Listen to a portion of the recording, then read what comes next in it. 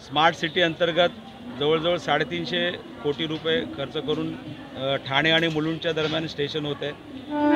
त्यानंतर ह्या ठिकाणी आपण जवळजवळ 1000 कोटीचं मल्टी मॉडेल हब या ठिकाणी उभारतोय।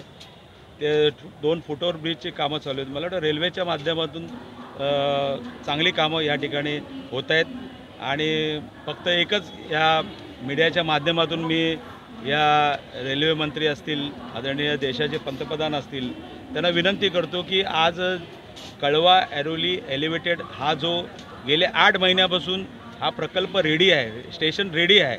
आज रेल्वेचं नुकसान होतंय, त्याचबरोबर या ठिकाणी प्रवाशांना सुद्धा सुविधा मिळत नाही आणि ते सुद्धा काम 8 महिन्यापासून उद्घाटन विना रखडलेलं आहे। तर मला वाटतं त्यांनी या बाबतीतच लक्ष द्यावे, कारण आज दानवे साहेब रेल्वे मंत्री आदरणीय यांनी आज त्यांच्या गावापासून या ठिकाणी CSTला ट्रेन सुरू करतायत। मला वाटतं त्यांना सुद्धा वारंवार मी भेटलेलो आहे, पंतप्रधानांना पत्र दिलेलं आहे, रेल्वे मंत्र्यांना पत्र दिलेलं आहे, GM साहेबांना पत्र दिलेलं आहे। रेल्वे स्टेशन तयार असताना मला वाटतं ही सुविधा देणं क्रमप्राप्त आहे, परंतु 8 महिन्यापासून ही सुविधा मिळत नाही, ही सुद्धा निषेधार्थ बाब मुहूर्त नाही आहे।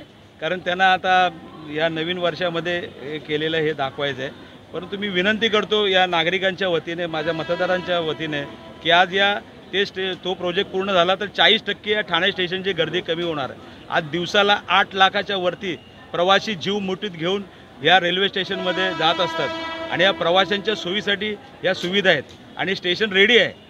8 महिन्यापासून आपण त्या स्टेशनचं उद्घाटन करू शकत नाही, दुर्दैवाची बाब आहे। नामांतरावर पण देखील लढाई होती, दिघे का दिघा नाही झालं ना, ते दिघ्याचं झालं, आता दिघा झालं।